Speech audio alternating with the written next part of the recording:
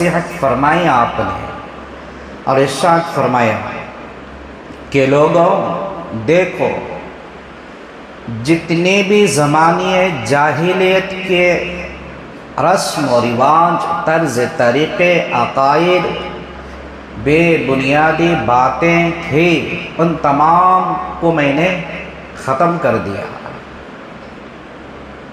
آخری خطبہ تھا نبی کا وفات سے پہلے، آپ نے یہ تقریر فرمائی جو زمانے جاہلیت کے کام تھے، نہیں، عقیدے تھے، رواجیں تھیں، طریقے تھے، جس کا تعلق دین اسلام سے کچھ نہیں تھا، اس سب کو میں نے ختم کر دیا، اپنے پیروں تلے رونڈ ڈالا ہے، یعنی مٹا دیا ہے، اب کوئی باقی نہیں ہے۔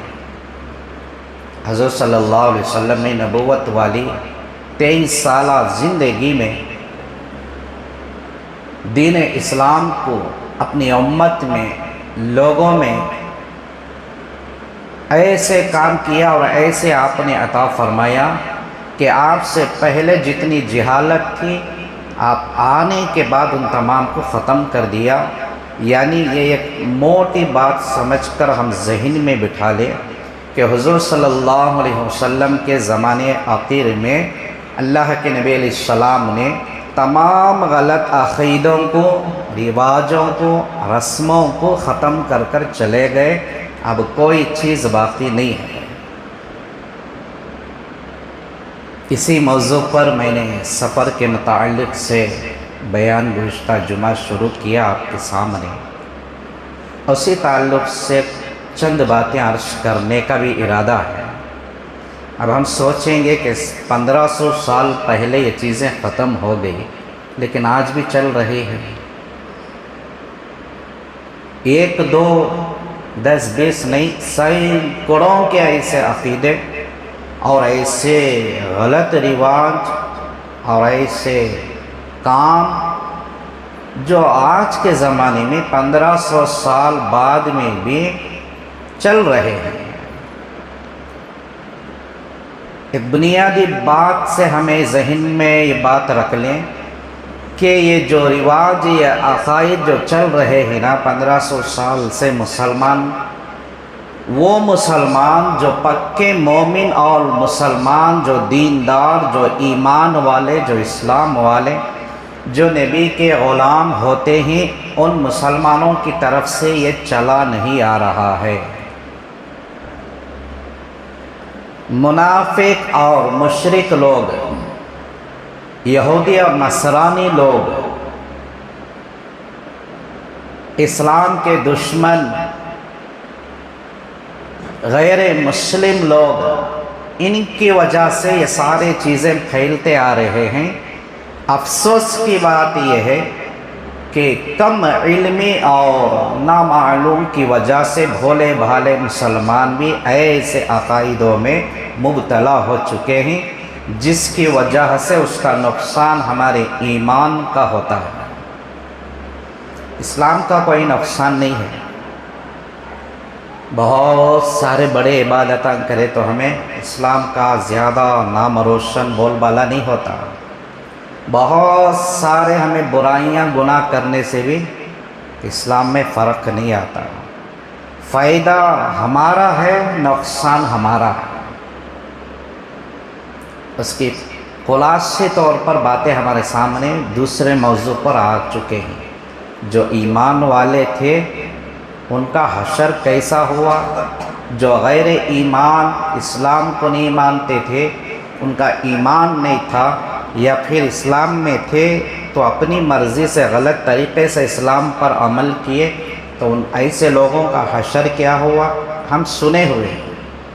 حضور صلی اللہ علیہ وسلم نے اپنی لمبی تقریر میں یہ بات ارشاد فرمائی کہ دیکھو، اب کوئی اس طرح کے عقائد، رسم و رواج باقی نہیں ہیں، اور آپ نے اشارہ دیا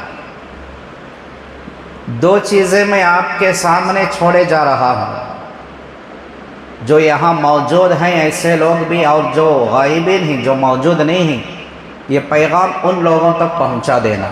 نبی نے فرمایا 2 چیزیں میں تمہارے سامنے چھوڑ کر جا رہا ہوں، ایک اللہ کا کلام، دوسری میری سنت۔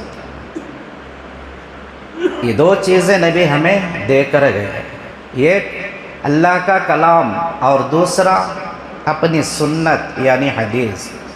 اور آپ نے فرمایا جب تک ان دونوں کو تم مضبوطی سے تھامے رہو گے کبھی گمراہ نہیں ہوگے۔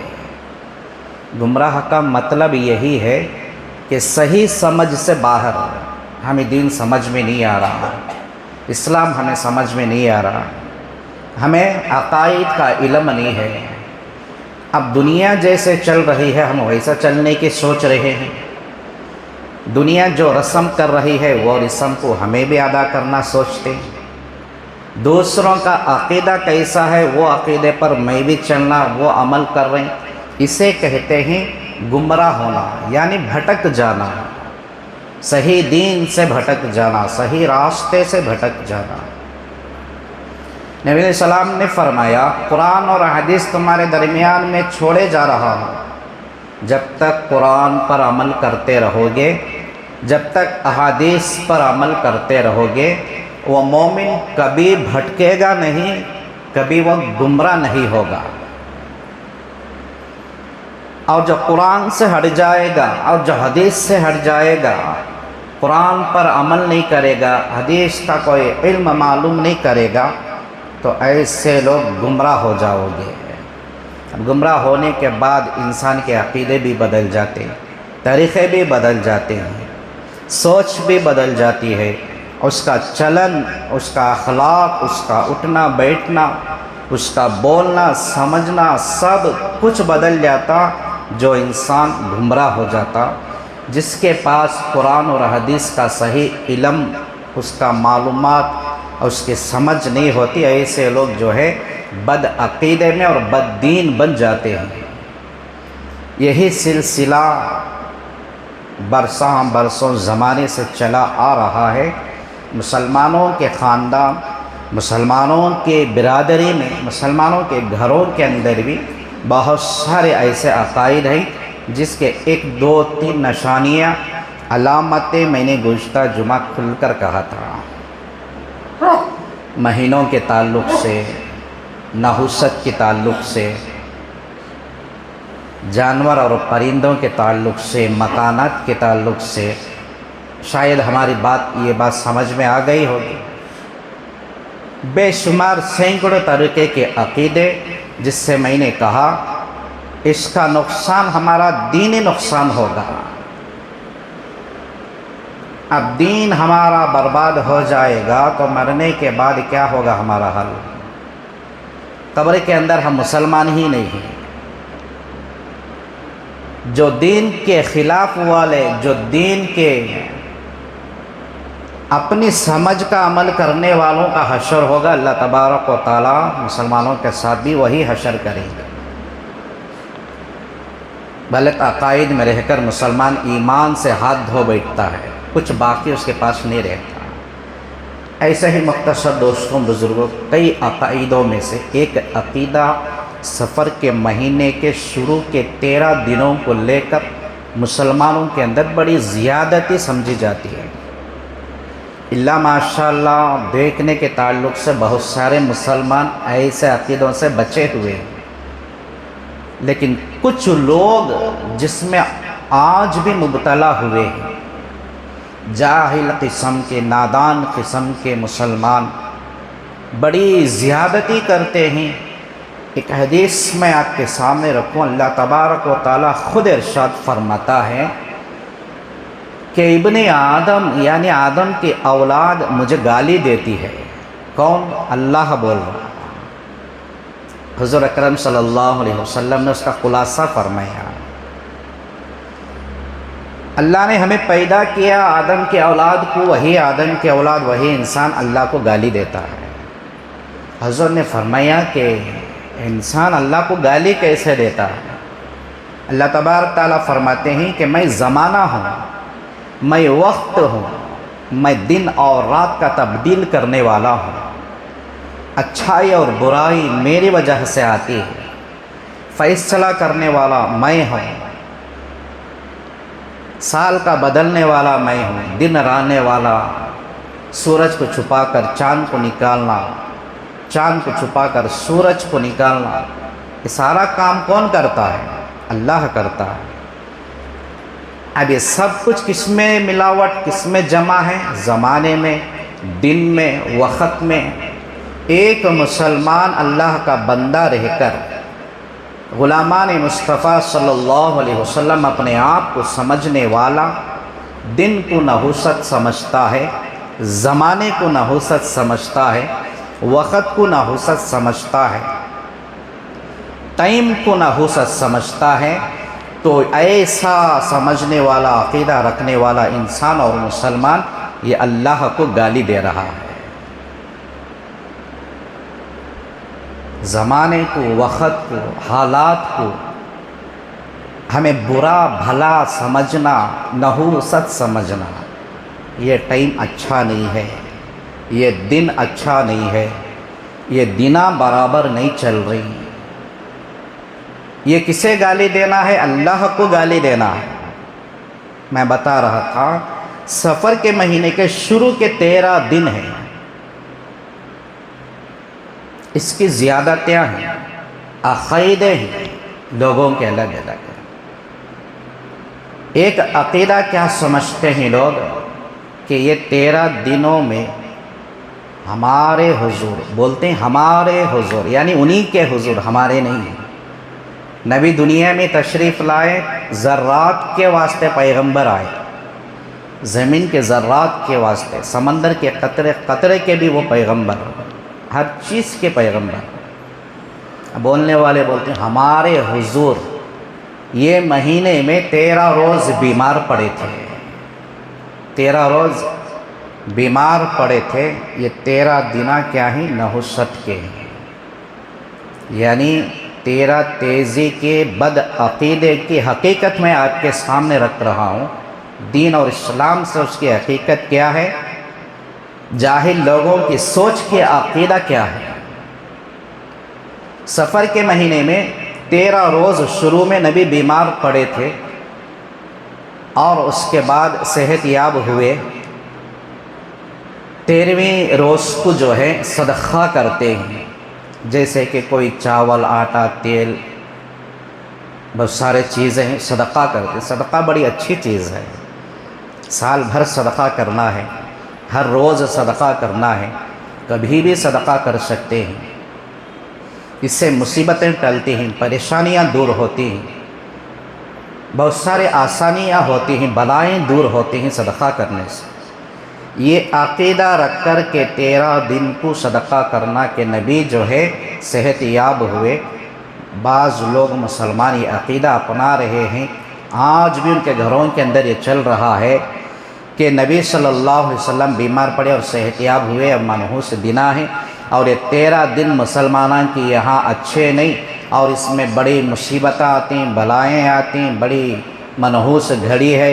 अच्छे सारे काम इसमें नहीं करना, कुछ भी करना है तो सोच समझ कर बड़ा जो है तेज़ी के साथ मुसीबतें उतरते हैं। लिहाजा दोस्तों, बुज़ुर्गों, वलो बिलफ़र्ज़ अगर जबकि सही ताल्लुक़ हदीस मुबारका के ताल्लुक़ से हम देखेंगे तो सफ़र के शुरू के 13 दिनों में नबी सल्लल्लाहु अलैहि वसल्लम बीमार नहीं पड़े। बोलने वालों को सबूत पेश करने की ज़रूरत पड़ेगी। 13 तेज़ी का अक़ीदा रखने वालों को नबी बीमार पड़े सो सबूत दलील दिखाने की ज़रूरत पड़ेगी। मन भड़क बातें नहीं बोलना, शैतान के अक़ाइद पर अमल नहीं करना, शैतान की बात नहीं सुनना है। इमाम हदीस तारीख़ इब्न हब्बान, बहुत सारे तारीख़ और तफसीर की किताबों में बड़े बड़े अइम्मा कराम ने उसका खुलासा फरमाया है। हुजूर सल्लल्लाहु अलैहि वसल्लम को सफ़र के आखिरी दिनों में, सफ़र के महीने के ख़त्म होने से 2 दिन पहले सर दर्द और बुखार यानी बीमारी के आसार शुरू हुए। ये तारीख़ी बातें मैं आपके सामने अर्ज़ कर रहा हूँ, इसे अच्छा ज़हन में बिठा लें। ऐसा ना हो कि हम नेगेटिव सोच ले, हज़रत ऐसा बोले, हज़रत वैसा बोले, हम ज़माने से ऐसा सुन ले को आ रही, वह गलत था सो क्या, बाद में हमारा دماغ میں یہ بات نہیں آنا، حضرت کو کوئی حق نہیں ہے الٹی اور سیدھی بات کو آپ کے سامنے بتانے کی۔ جو قرآن اور احادیث، جو نبی کا طریقہ، جو صحابہ کی زندگی، جو اولیاء اللہ کی سیرت ہمیں سبق دیتی ہے، وہی ہمیں عرض کرنے کی ضرورت پڑتی ہے۔ سفر کے مہینے کے آخری دن میں ربیع الاول کا مہینہ شروع ہونے سے 2 روز پہلے نبی کو بیماری کے اثرات شروع ہوئے۔ اسی بیماری کے حالت میں آپ صلی اللہ علیہ وسلم اس دنیا سے پردہ فرمائے۔ ہم نے آپ کی سیرت میں یہ بھی سنا ہے کہ جب حضور صلی اللہ علیہ وسلم کو تھوڑا سا بیماری میں افاقہ ہوا تو 2 صحابہ اکرام کے ذریعے سے آپ گھسیٹتے ہوئے مسجد کے اندر نماز کے لیے آئے تھے، یہ ہم نے سنا ہے۔ اب لوگوں کے نظریے کے تعلق سے دیکھو، یہ ایک عقیدہ ہے نبی بیمار پڑے اور صحت ہوئے، 2 عمل کرتے ہیں، غور سے سنے بات سمجھ میں آ جاتی ہے۔ عقیدہ یہ نبی بیمار پڑے صحت بھی ہوئے، ہر کوئی بیمار پڑتا صحت ہوتا، اس کے 2 عمل، 2 طرف 2 جگہ جا کر اسے عمل کرتے ہیں۔ ایک نبی بیمار پڑے بول کر 13 دنوں کو نحوست والے بنا لیے۔ اگر نبی 13 دنوں میں بیمار پڑے بھی رہے تو حضور صلی اللہ علیہ وسلم کا بیمار ہونا کیا نحوست ہے کیا؟ جب نبی کو ہم نے نحوست والے بنا دیے اعوذ باللہ، تو ہم میں سے کون بچا بیماری سے؟ جب ہم نے اپنی زندگی میں بیمار پڑے، وہ تاریخ و دن لکھ کر رکھنا ہے، وہ دن نحوست والا بنانا ہے۔ تو حضور صلی اللہ علیہ وسلم کو بیمار پڑ جانا نحوست والے بنا دیے۔ اب بولتے کیا ہیں؟ آخر مہینے کے آخر 4 شنبے کو آپ صلی اللہ علیہ وسلم صحت یاب ہو کر سیر و تفریح کے لیے گئے تھے، اور اس عمل کو مسلمان کرتے ہیں۔ ایسے بھی اتنے جھوٹے بات بناتے ہیں، دیوانے سے دیوانے کو بھی سمجھ میں نہیں آتا۔ بیمار پڑے سو 13 دن، صحت ہوئے سو آخری 4 شنبے کو۔ اب درمیان کے دنہ کہاں گئے بھائی؟ بیچ کے دنہ کدھر گئے؟ وہ بات نہیں ہے۔ وہ جیسے شیعہ لوگ کہتے ہیں قرآن کے 40 پارے 30 کتاب میں ہی 10 بکری کھاگی بول کو، اب ان کے بیچ کے دنہ کون کھاگے معلوم نہیں ہوتا۔ 13 دن میں صدقہ بھی نکالے، آخر 4 شنبے کو نبی صلی اللہ علیہ وسلم تفریح کرنے نکلے تھے بول کر جو ہے مسلمان اپنی جہالت کی وجہ سے، اپنی نادانی کی وجہ سے، اپنی مستی، اپنے مزے، اپنی عیاشی کرنے کے واسطے کرنا ہے تو کرو، لیکن کوئی جھوٹی بات نبی صلی اللہ علیہ وسلم کی طرف منسوب نہیں کرنا ہے۔ حضور صلی اللہ علیہ وسلم نے فرمایا ان عقائد پر عمل کرنے والا مسلمان میرے لائے ہوئے دین کا انکار کیا اور اس نے شرک کیا، اس نے شرک کیا یعنی مشرک بن گیا۔ بیماری کوئی نحوست نہیں، تمام انبیاء کرام بھی بیمار پڑے، حضور صلی اللہ علیہ وسلم اس سے پہلے بھی کئی مرتبہ بیمار ہوئے، اس کے بعد بیمار ہوئے، لیکن کوئی اور دنہ مسلمانوں کو سمجھ میں نہیں آتے۔ میں آپ کو ایک بات بتا دوں، صحیح البخاری، بخاری شریف کی ایک حدیث ہے، ولید ابن عاصم ایک بدبخت نے حضور صلی اللہ علیہ وسلم کے اوپر خطرناک طرح کا جادو کر دیا تھا۔ محرم کے مہینے سے آپ صلی اللہ علیہ وسلم کو جادو کا اثر شروع ہو گیا، آپ کے اندر بخار آ گئی اور آپ کمزور پڑنے لگے، تکلیف ہونے لگی، کیونکہ جادو کا اثر ہر کسی پر ہوتا ہے۔ محرم کے مہینے سے لے کر ربیع الثانی، جمادی الاول، جمادی الثانی، یعنی محرم، صفر، ربیع الاول، ربیع الآخر، جمادی الاول، جمادی الثانی، 6 مہینے تک نبی صلی اللہ علیہ وسلم بیمار پڑے رہے۔ اگر اتنی محبت نبی کے ساتھ ہے تو 6 مہینے حضور صلی اللہ علیہ وسلم ایسی تکلیف اور پریشانی میں گزارے تھے، ایسی پریشانی اور تکلیف کو لے کر جو ہے ان دنوں کو بھی نحوست مسلمان سمجھ کر گزارنا چاہیے، تو اپنا بزنس کھڑ جائے گا، اپنا کاروبار برباد ہو جائے گا، روزی روٹی کمائے گا کیا، کھائے گا کیا بعد میں؟ تو معلوم ہوا کہ کسی بھی تعلق سے جو ہے حضور صلی اللہ علیہ وسلم نے ارشاد فرمایا کہ بیماری اور بخار اللہ اس بندے کو دیتا ہے جس کے ساتھ بھلائی کا معاملہ کرنا چاہتا ہے، اور آپ نے فرمایا کہ بیماری کو نحوست مت سمجھو، جس بندے کو بخار آتا ہے اللہ تعالیٰ اس کے بدلے میں اسے درجے بلند کرتے ہیں، اسے ثواب دیتے ہیں، اسے نیکیاں لکھتے ہیں اس کے اعمال میں، اس لیے کہ وہ اچھا ہوتا وقت جو نیکیاں کرتا تھا بیمار پڑنے کے بعد نہیں کرے گا، اللہ تبارک و تعالیٰ ویسے بھی اسے اس کے اجر دیتے رہیں گے۔ اور ایک حدیث میں فرمایا جو بندہ بیمار پڑ جاتا ہے اللہ تعالیٰ اسے اس کے بدلے میں نیا گوشت اس کے بدن میں، نیا خون اس کے بدن میں، نئی طاقت اس کے بدن میں، نئی سوچ، سب کچھ جو ہے نیا نیا اسے عطا کر دیتے ہیں۔ تو معلوم ہوا کہ بیماری نحوست نہیں، بیماری جو ہے نعمت ہے، لا ادوا، اسی کو آپ صلی اللہ علیہ وسلم نے فرمایا مسلمانوں کے اندر اگر یہ عقائد ہیں، کسی کو بڑی شدید خطرناک کوئی بیماری لگی ہوئی ہے، اس کی عیادت کرنے سے، اس سے بات کرنے سے، اس کے قریب جانے سے، اس سے چھونے سے وہ بیماری ہمیں بھی اس کا انفیکشن ہو سکتا ہے۔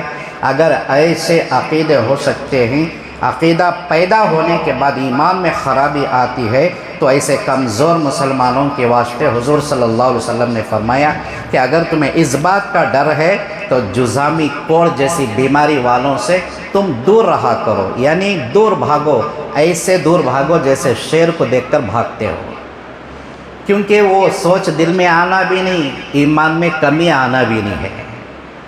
حضور اکرم صلی اللہ علیہ وسلم نے ایسے تمام نظریات اور عقائد کا خاتمہ فرمایا ہے۔ تو معلوم ہوا کہ تیرا تیزی کا دین اور اسلام سے کوئی تعلق نہیں ہے، آخر شہر شنبے کا مسئلہ کوئی مسلمانوں سے نہیں ہے۔ اس طرح کے عقائد میں اللہ کے نبی علیہ السلام نے فرمایا جو نجومیوں سے مسائل کا علم حاصل کرتے، مسائل معلوم کیا کرتے، مسلمانوں کے اندر جو غلط عقائد ہیں، رشتے اللہ تبارک و تعالیٰ نے اس کے تقدیر میں لکھا ہوتا ہے، مقدر کے رشتے ہوتے ہیں۔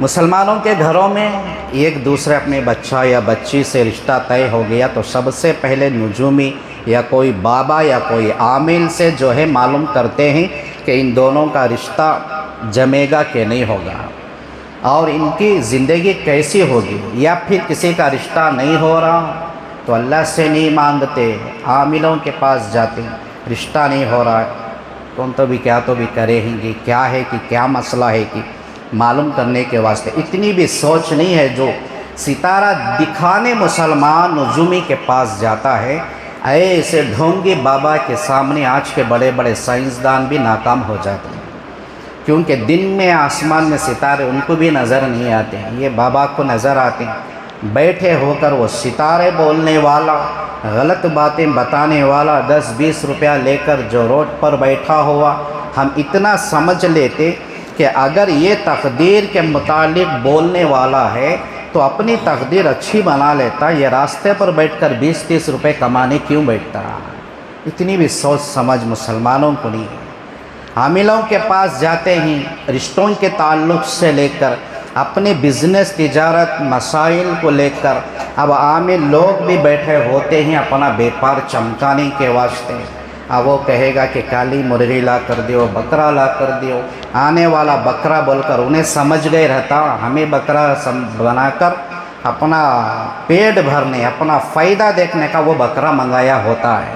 مسلمان وہاں غارت ہوتے ہیں، اور ایسے عامل باباؤں کے نجومیوں کے باتوں پر کوئی ایک بات پر بھی یقین کر کر چلا جاتا ہے تو اللہ کے ساتھ اس نے شرک کیا۔ ہمیں شرک کیا سمجھ میں آتا؟ جا کر کسی غیر اللہ کو سجدہ کرنا، یا کسی دوسرے کی عبادت کرنا، یا اللہ کے سوا کسی دوسرے کو بھی اللہ سمجھنا، یہ شرک ہے؟ نہیں، سوچ میں بھی شرک ہے، عقائد میں بھی شرک ہے، اپنے عمل میں بھی شرک ہے۔ ان تمام چیزیں دوستوں بزرگوں، سفر کے مہینے، بیماری، یہ سارے چیزوں کا کوئی تعلق نہیں، بلکہ میں آپ کو بتا دوں کہ نحوست کہاں سے شروع ہوتی ہے۔ नहुसत खुद हमारे अंदर से शुरू होती है, हमारे बदआमालियों की वजह से होती है। हमने अल्लाह की नाफरमानी की तो समझ जाओ हमें खुद नहुसत वाले हैं। हमने रसूल पाक सल्लल्लाहु अलैहि वसल्लम की इत्तिबा नहीं की, उनकी नाफरमानी करे, हमें खुद नहुसत वाले हैं। वक्त ज़माना महीना कोई अमल नहुसत का नहीं। हकीमुल उम्मत हज़रत मौलाना शेख रिसब थानवी रहमतुल्लाह अलैह ने लिखा है, एक हबशा का रहने वाला हबशे आदमी रास्ते से जा रहा था। आज के मुसलमानों की मिसाल, हबशा का आदमी रास्ते से जा रहा था, उसने आज तक उसकी ज़िंदगी में कभी आईना नहीं देखा था। अब हबशा के लोग कैसे रहते हैं, बहुत ज़्यादा काले कलोटे बदसूरत, उनके होंठ बड़े बड़े मोटे मोटे, बाल सर पर बहुत कम, एक तरह के होते हैं हबशा के। वो आदमी रास्ते से जा रहा था, एक शीशा यानी आईना देखने वाला टूटा हुआ टुकड़ा उसे रास्ते में मिला और उस आईने को उठाया, क्योंकि अपनी ज़िंदगी में उसने आज तक आईना नहीं देखा था, शीशा नहीं देखा था। पहली बार वो टुकड़ा उठाकर हाथ में पकड़ा तो उस आईने में क्या दिखेगा, उन्हें खुद नज़र आया। उन्हें आईने के टुकड़े में उसकी सूरत उसे खुद नज़र आई। अब वो गाली देने लगा, कोसने लगा, कितना बदसूरत है, कैसा है, कितना गलीज़ है, कितना बुरा नज़र आ रहा। इसीलिए लोग तुझे जो है सड़कों पर फेंकते हैं, कूड़ा में कचरे में फेंका करते हैं, बोलकर वो आईने के टुकड़े को फेंक दिया। अब हमें सोचो, बुरा कौन था, बदसूरत कौन था, ख़राब और काला कलोटा कौन था? वो हबशी आदमी था, ये नहीं कि वो शीशे का टुकड़ा था। मिसाल आज हमारी यही है, हमारे बदअमलियों की वजह से, हमारे गुनाहों की वजह से, हमारे कमाने की कोई हमारे पास उसकी तवज्जो नहीं, हलाल हराम की तमीज़ नहीं, ईमान बेईमानी की हमारे पास तमीज़ नहीं, अच्छाई बुराई का सोच नहीं, कैसे जी रहे हैं, कैसे जीना, क्या ज़िंदगी है हमारी, सारे चीज़ों से हम जो है मुँह मोड़ लिए, इन तमाम को पीछे ढकल दिए हैं। देख रहे हैं तो क्या ज़माने की नहुसत को देख रहे हैं। उस आदमी हबशे की तरह हो गई हमारी हालत कि हम में नहुसत है, हमारे में बुराइयां हैं। तो लिहाजा दोस्तों बुज़ुर्गों, बहुत सारे अक़ाइद और मसाइल इन ताल्लुक़ात से